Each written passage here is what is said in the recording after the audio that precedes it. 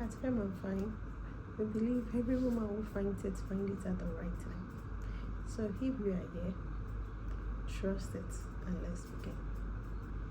Before we start this session today, I would like to ask you some questions.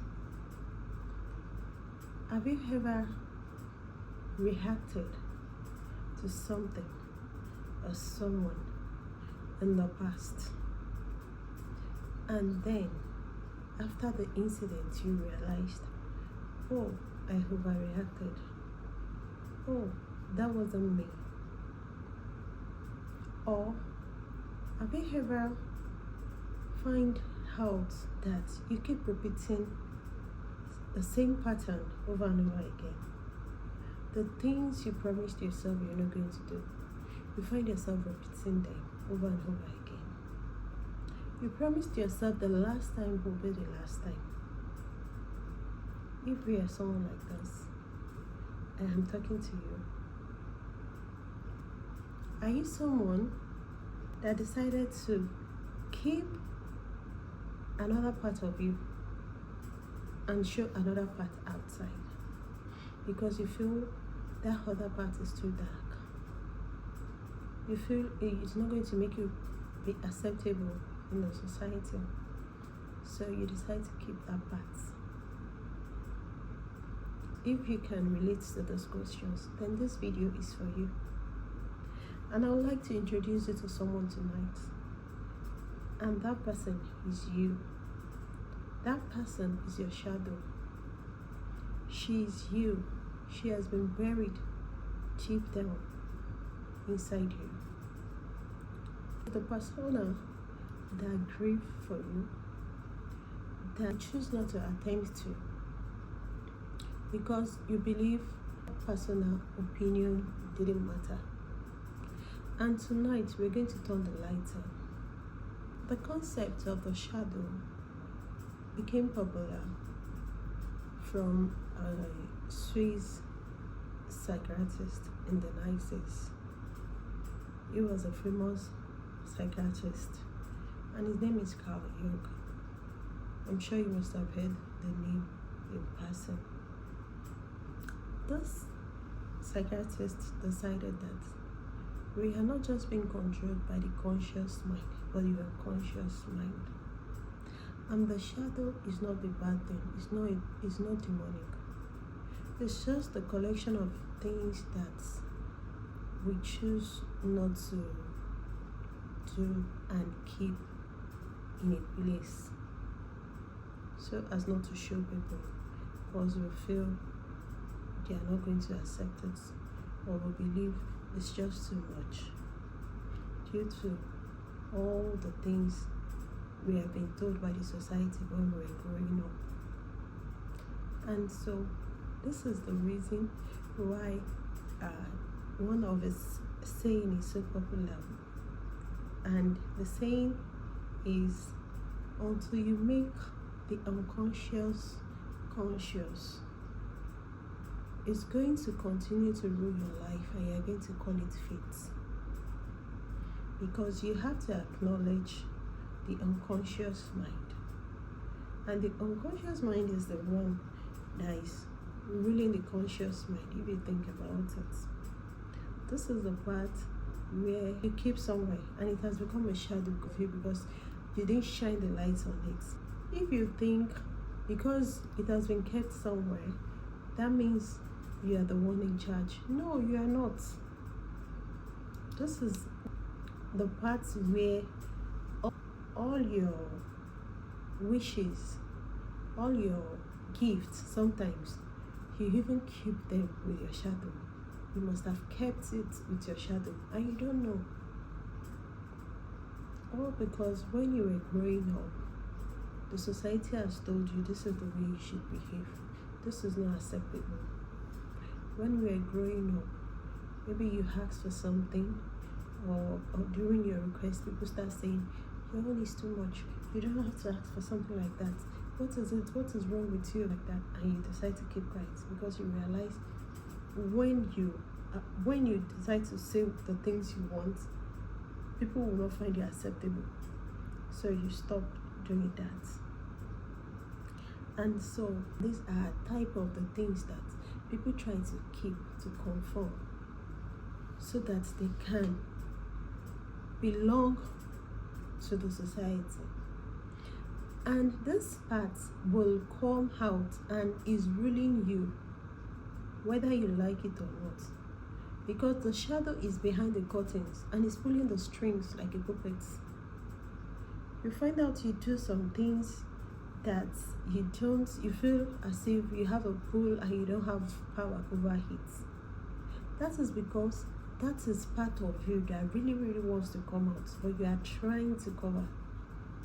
You are trying to cover it. You are trying to not show it because of the fear. And this doesn't necessarily mean that part of you that you are trying to cover up is demonic or evil. No. You don't even call it the golden shadow. Because sometimes this thing you are trying to keep, it has some of your greatest gifts with it. If you are someone that likes to sing when you were young, and people around you start saying, oh, you're disturbing us with your noise. Oh, no. Now it's not the time to sing. Can't you see we are busy here? And so people just stop. They didn't hone that passion. They didn't work on it, and they just stopped. Because after all, you realize if you do this, people will say, this is too much. You're not supposed to do that. So you're trying to keep it and keep it and keep it until you buried it. And before you know it, it starts, one way or the other, it's still going to come out in your relationships, in the way you allow people, the kind of people you accept into your life. Because sometimes the safety feels unfamiliar, and you just continue to sabotage yourself because you feel that is familiar and it's comfortable, and you don't want to be disappointed, or you don't want to disappoint people around you. In the meantime, you are hurting yourself as well. When you are small and you try to express your feelings, people feel, oh, you are too sensitive. Stop that, that's not good. And so you keep that part of yourself. When you're an introvert, you don't stop to when you say, oh, why are you so shy? Why are you this? Why are you that? You keep that part of yourself. When you try to express your anger, people start talking about, oh, why are you like this? You are too loud. You are too... Now, you stop that as well, and you stop expressing yourself. You stop knowing how to feel. You stop knowing how to communicate properly. You just shut down. And by the time you grow older, by the time you become an adult, you are walking around with a partial version of yourself. The other part of you has been kept somewhere in the dark. And the thing you keep in the dark, the funny thing about the shadow is that it's fester. It will continue to grow, it will fester, and it will have different voices, and it will be talking to you. It will be telling you to do this, to do that. These are patterns. These are ways by which, when you don't address this issue, you continue. You find yourself doing the same thing. You find yourself letting in the bad people. You find out you don't have boundaries. You find out you even when you're old enough to recognize red flags, you still go in head on because you can't help yourself. These are the patterns, and these are the reasons why you may need to work on yourself and do the shadow work. Now let's talk about the signs by which you know the shadow is running the show. The first sign is when you react disproportionately to what happened to you. Like I said earlier, when something small happened to you, and you reacted in such a way that it's not just equal, it's not just right, or you just shut the whole place down. This is a trigger. This is an old wound. This is something that you're supposed to have reacted to in the past, but you are unable to, and now you are using that opportunity to react to it. Another sign is when you self-sabotage good things because you feel, oh, it's better I put a stop to it now.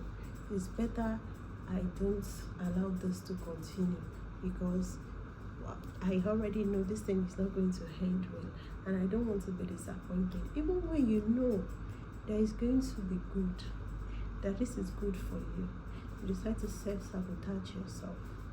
That is another way by which the shadow is running the show. Then in relationships, when you repeat the same pattern, you have tracked the emotionally unavailable people into your life, in friends, in partners, because as a child you didn't receive love consistently, so you believe it should be hand, and you are doing everything, and the ones that are ready to give you love or show you love, you're like, no. This is a pattern that looks familiar, so you are repeating the same thing over and over again. This is the shadow running the show. Another way is by judging people harshly. When you judge people harshly, people that tend to judge people harshly for some traits, these are people that have this kind of traits, but they were able to try to suppress it. So when they see it in other people, they don't give them grace. They're just so angry at these people because they're like, why would this person be doing like this? If you are someone like this, that you find you clear help when you see someone expressing themselves or their feelings, then you should sit down and ask yourself, where did I learn, or when did I learn to stop expressing myself? That means you need to get the work. The one is when you perform for people instead of living, you edit yourself. There's a huge gap between the private persona and the public one. You edit yourself because you want to belong to the tribe. You want a sense of belonging. Even when you really want to be yourself, but you're just like, will they accept me? So these are the signs that it's the shadow that is running the show. Now, all the things I've said, I don't want you to judge. I don't want you to see this trait as a trait of a failure. No. Your shadow is your unlived life. Your shadow is the part of you that carries the burden, the part you didn't want to show the world. Your shadow is something that you're supposed to look at your shadow in the face, hold your shadow's hand, and tell your shadow, I'm here. We are in this together. Because your shadow is part of your life, and you should allow it to live, to come out, to fly. So this is the reason why you need to do the shadow work. It's important for you to live truly. A lot of people believe if they just try to avoid the shadow, even when they are aware that the shadow is there, that it's going to go away. So they pretend to be busy, not to acknowledge, not to do the work. But the one thing about the shadow is that it's not going to go quietly. It's going to reflect in your health. It's going to reflect in the way you carry yourself. It's going to reflect in your relationships. It's even going to reflect in the way you brought up your children, because you will not be able to model good characters, and you will not be able to be in charge of your emotions for them. And so shadow work is something you really need to do, so you don't pass it on. And Because if you continue to do that until someone in your lineage decides to do the work, that's when it's going to stop. You're going to put a stop to it. But if nobody is willing to do the work, the cycle will continue to repeat itself. And it will even show in your health. The unexplainable diseases, the tightness of the chest, the exhaustion, all those things are signs by which the shadow reacts and communicates. Or in choosing your partners, your friends, you will always choose the familiar thing, even if it's toxic. After all, it's safe. Your body can recognize it. So you're not going to want to do the work because you feel the good thing is not reliable, and you believe love should be held. So you really want to work for it, even if the person is not emotionally available or the person is not the right fit. So these are signs by which the shadow reflects through our environment, through ourselves, through our lives. Today, I'm going to talk about 3 entries that you can start with. These are steps in the right direction. They are going to help you to open the door. Shadow work is not a weekend retreat. And so, let's begin. The first one I will advise is for you to use your triggers as map. When something happens to you,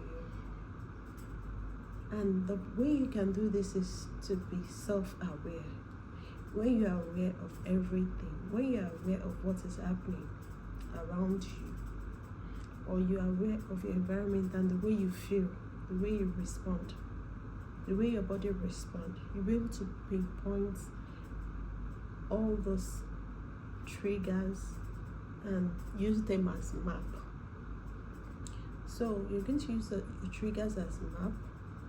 If there's a sentence or a word someone used to quantify you and you don't like, and it's just made you react and blew everything out of the water, then that's your trigger. You can use that as map and sit down, write it down, and try to check where did this start from. Trust me, it's going to be from your childhood. The second one is when you do the shadow journaling. You can start shadow journaling by getting a book and a pen and writing things about yourself, asking some questions like how will I react when there's nobody there?